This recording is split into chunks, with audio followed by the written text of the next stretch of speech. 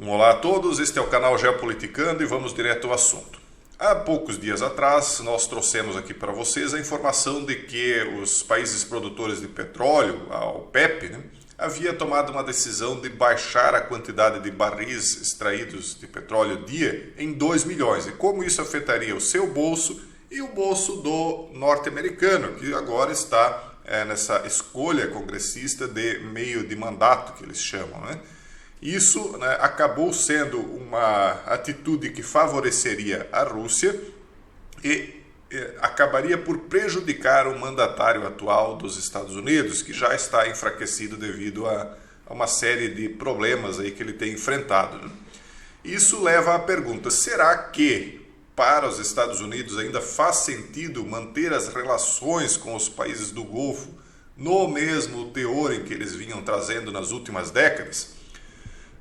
Nós podemos usar como um exemplo histórico o que aconteceu nas relações norte-americanas com a Indochina na década de 50 e 60.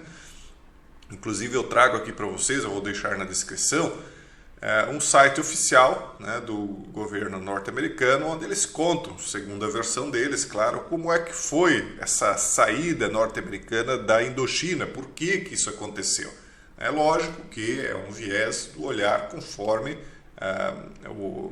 a visão norte-americana, mas enfim, aqui eles contam que eles entraram lá principalmente a partir do momento em que precisaram defender os interesses do parceiro deles, que seria a França, Então eles contam aqui, no final da década de 40, os franceses lutaram para controlar suas colônias na Indochina. Vietnã, Camboja e Laos, apesar da ajuda financeira dos Estados Unidos, revoltas nacionalistas de um nacionalismo comunista. Na época o comunismo ainda tinha alguns vieses nacionalistas. Hoje a gente sabe que o comunismo ele é internacionalista na maior parte dos casos, Então eles queriam acabar com o domínio francês. Os Estados Unidos acabou intervindo diretamente, tornando-se cada vez mais comprometido em combater esses nacionalistas comunistas na Indochina, e depois acabaram não saindo do Vietnã por mais 20 anos. Depois vocês sabem o que aconteceu no tempo do Kennedy e tudo mais. Enfim, eu deixo aqui a história para vocês podem ler depois, caso tenham interesse, não é um artigo tão longo.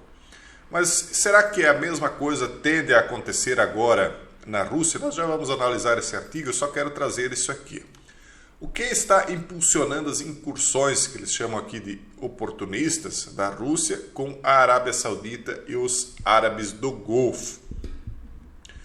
Os holofotes estão de volta ao florescente relacionamento entre a Arábia Saudita e Rússia, graças aos seus esforços renovados para sustentar os preços do petróleo e ao papel do príncipe herdeiro saudita Mohammed bin Salman na intermediação de um acordo surpresa em setembro para libertar prisioneiros de G estrangeiros capturados no campo na Ucrânia, incluindo vários veteranos dos Estados Unidos e do Reino Unido. Então veja, o Mohammed bin Salman ele tinha melhores relações com o último mandatário norte-americano, não com o atual. E também agora então está estreitando laços com a Rússia, o que é algo quase que inesperado, considerando que na Síria, Arábia Saudita e Rússia lutaram em lados opostos, tinham interesses opostos. E tão logo a Rússia dominou a situação na Síria, com o advento do ex-mandatário ao poder norte-americano, tão logo a Rússia acabou dominando a situação na Síria, a Arábia Saudita iniciou conversações, na época não através do herdeiro saudita, Mohammed bin Salman, mas sim de seu pai, que era então o rei de fato e de direito. Atualmente o Mohammed ele tem tomado muita à frente da situação, embora o pai dele ainda esteja no poder, mas já com uma certa idade. Então, por conta dessa baixa do petróleo, a atual gestão norte-americana considera que houve um ataque contra a gestão dela para favorecer o ex-mandatário norte-americano e para favorecer a Rússia no momento em que nós estamos agora, porque não se sabe o que vai acontecer nas próximas escolhas presidenciais de daqui a 2 anos lá no país norte-americano. Então, a análise dos fatores por trás das relações da Rússia com os estados, né, do Golfo, né, realmente se concentra em um desejo generalizado em toda a região de se proteger contra os laços de segurança supostamente enfraquecidos com os Estados Unidos. Também há esse problema, porque o Irã é muito próximo da Rússia e a Arábia Saudita está se vendo abandonada, né, porque agora os Estados Unidos não precisa mais de todo o petróleo que sempre precisou, porque os Estados Unidos, depois de ter alcançado autonomia de energia por conta do xisto betuminoso, realmente não precisa mais. Jason, mas então por que eles estão preocupados aí com essa falta de petróleo? O problema é que, mesmo que seja autônomo, é melhor que exista fartura de petróleo. A partir do momento em que a OPEP diminui a oferta, aquilo que é oferecido pelos Estados Unidos para o seu próprio consumo interno acaba, vamos dizer assim, quase se equilibrando e, portanto, o preço acaba subindo e isso acaba impactando na inflação. Não só lá para eles, mas para nós também aqui, né? A situação está, por enquanto, controlada aqui. Nós já vimos, acho que 2 ou 3 meses de deflação aqui no país, mas a gente não sabe até que ponto isso pode se manter, porque o mundo está totalmente instável, né?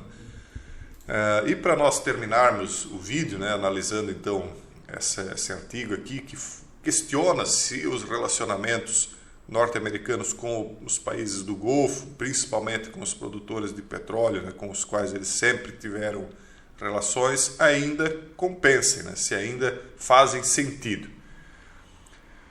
Aí eles comentam aqui: por mais que o movimento da OPEP saudita tenha sido impulsionado pela estabilização dos preços da energia e pela acomodação russa, foi uma demonstração de poder contra um mandatário norte-americano já enfraquecido. Há uma disputa entre os dois. O último episódio do confronto Estados Unidos-Saudita, desta vez pela decisão da OPEP de cortar a produção de petróleo em 2 milhões de barris por dia, foi descrito como um novo ponto baixo nas relações bilaterais, porque os Estados Unidos pediram que a Arábia Saudita não fizesse isso e ela foi lá e fez. No entanto, nos últimos 80 anos, os dois parceiros improváveis passaram por tempos piores. Veja só, eles chamam de parceiros improváveis porque a ideologia de ambos não é compatível. Talvez o príncipe ele tenha uma visão um pouco mais liberal, né? Nós vemos aí, por exemplo, quando ele vem com esses projetos das cidades de Line, Neom, etc.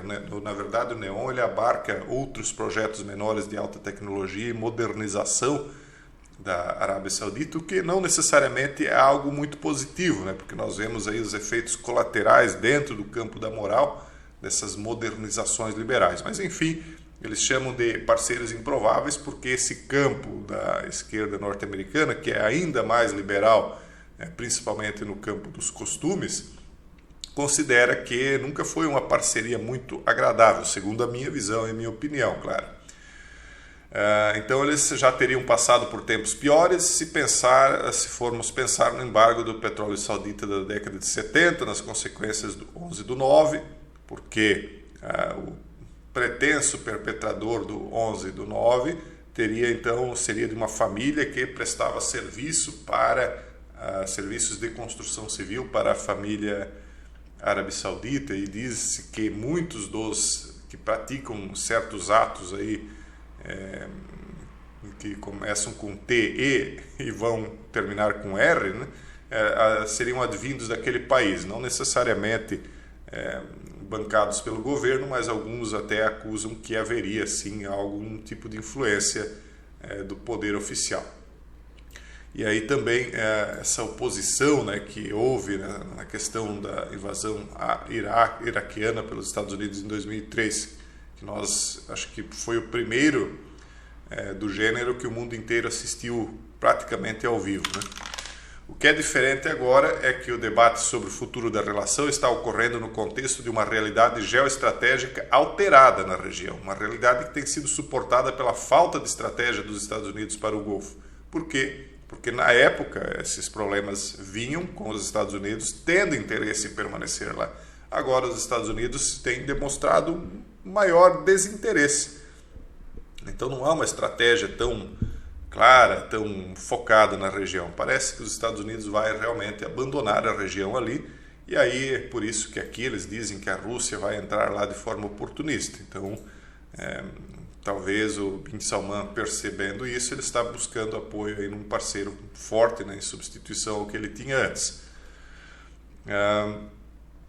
Então, nas décadas anteriores, as tensões entre Washington e Riad foram resolvidas a portas fechadas e raramente chegaram ao domínio público. Hoje, os aspectos mais íntimos da diplomacia bilateral são dilacerados para todos verem, completos com bots de mídia social e trolls empurrando o seu lado de uma história polarizada. Então, até nós acabamos sabendo os detalhes do que está acontecendo, até porque hoje, né, a internet possibilita isso, né? Sem um grande propósito estratégico claramente formulado do relacionamento dos Estados Unidos com o Golfo, especialistas, jornalistas e autoridades são livres para preencher as lacunas. É mais ou menos aquilo que eu estou fazendo. A gente vai interpretando, né, o que está acontecendo, né? O que emerge é uma espiral de narrativas e contranarrativas politizadas e emotivas que criam expectativas e pressões, especialmente nos Estados Unidos, às quais os formuladores de políticas precisam responder.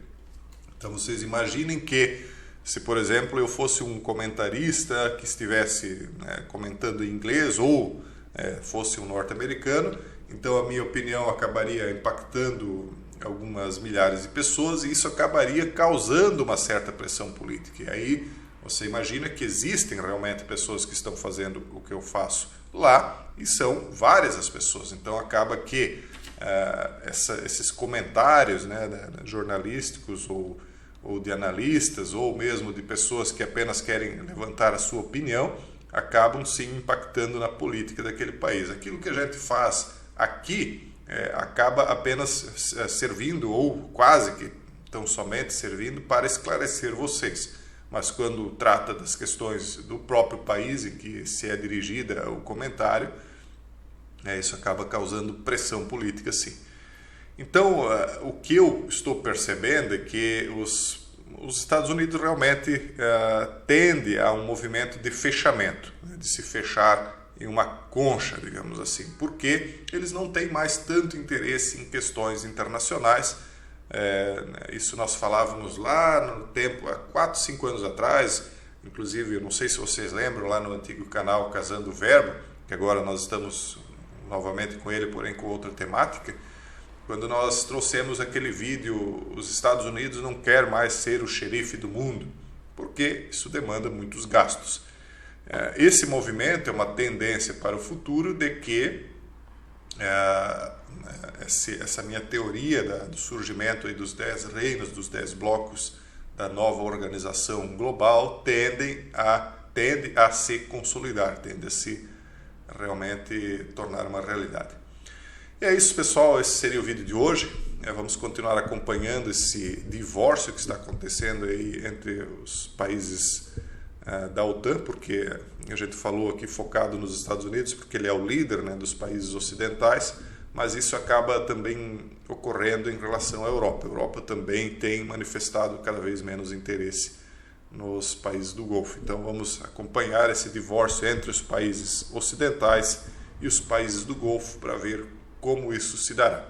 Um forte abraço e até o próximo vídeo, se Deus quiser.